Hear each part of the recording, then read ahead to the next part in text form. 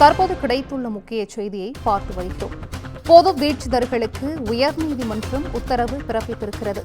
ஏற்பாடுகள் குறித்த விவரங்களை தெரிவிக்க பொது தீட்சிதர்கள் தரப்புக்கு சென்னை உயர்நீதிமன்றம் உத்தரவை பிறப்பித்திருக்கிறது. இதனை அண்மை செய்தியாக பார்த்து வருகிறோம். தலைமைச் செய்தியாளர் சிவா இணைப்பில் இருக்கிறார். சிவா, வணக்கம். இது குறித்தான விவரங்களை பதிவு செய்யலாம். சிதம்பரம் நடராஜர் கோவிலில் கனக சபையில் அதிக எண்ணிக்கையில் பக்தர்களை தரிசனத்திற்கு அனுமதி அளிப்பதற்கு மேற்கொள்ள உள்ள ஏற்பாடுகள் குறித்த விவரங்களை தெரிவிக்கும்படி பொது தீட்சிதர்கள் தரப்புக்கு சென்னை உயர்நீதிமன்றம் ஒரு உத்தரவை பிறப்பித்திருக்கிறது. சிதம்பரம் நடராஜர் கோவிலில் கனக சபை மீது நின்று பக்தர்கள் தரிசனம் செய்ய அனுமதி அளித்து பிறப்பிக்கப்பட்ட அரசாணை எதிர்த்து சென்னை உயர்நீதிமன்றத்தில் வழக்குகள் தாக்கல் செய்யப்பட்டிருந்தன. இந்த வழக்கு கடந்த முறை விசாரணைக்கு வந்தபோது நடராஜர் கோவிலில் கனக சபை மீதேறி பக்தர்கள் தரிசனம் செய்ய எந்தெந்த நேரத்தில் அனுமதிக்கப்படுவார்கள், என்ன நடைமுறை பின்பற்றப்படும் என்பது குறித்த திட்டத்தை தாக்கல் செய்ய பொது தீட்சிதர்கள் தரப்பில் உறுதியாக தெரிவிக்கப்பட்டிருந்தது.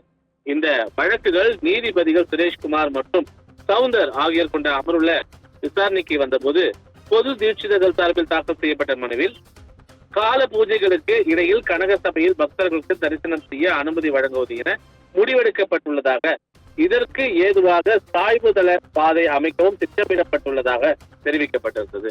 பொது தீட்சிதர்கள் தரப்பில் தாக்கல் செய்யப்பட்ட இந்த மனுவுக்கு ஆட்சேபம் தெரிவித்த இந்து சமய அறநிலையத்துறை தரப்பு வழக்கறிஞர், பக்தர்கள் சுவாமிக்கு எதிரில் இருந்து தரிசனம் செய்ய வேண்டும், அதை விடுத்து ஒரு ஓரத்தில் தரிசனம் செய்ய அனுமதி கொடுக்க முடியாது என்று தெரிவிக்கப்பட்டது. இருதரப்பு வாதங்களையும் கேட்ட நீதிபதிகள், கோவில் திறந்திருக்கும் 11 மணி நேரத்தில் 6 கால பூஜைகள், பால் நெய்வேத்தியம் உள்ளிட்ட பிற பூஜைகள் 8 மணி நேரம் நடத்தப்படுவதாகவும், மீதமுள்ள 3 மணி நேரத்தில் அதிக எண்ணிக்கையில் பக்தர்கள் கனக சபை மீது ஏறி தரிசனம் செய்ய ஏதுவாக ஒரே வழியில் நின்று அவர்கள் வருவதை தவிர்க்க வேண்டும், கூடுதல் வழியை ஏற்படுத்துவது குறித்து கட்டிடக்கலை வல்லுநர்களுடன் ஆலோசித்து திட்டத்தை தாக்கல் செய்ய வேண்டும் என்று பொது தீட்சிதர்கள் தரப்புக்கு உத்தரவிட்ட நீதிபதிகள் இந்த வழக்கு மீதான விசாரணையை மார்ச் 6ஆம் தேதிக்கு ஒத்திவைத்திருக்கிறார்கள்.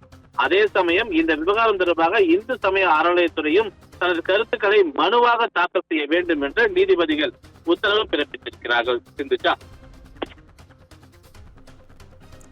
விவரங்களை வழங்கியமைக்கு நன்றி சிவா.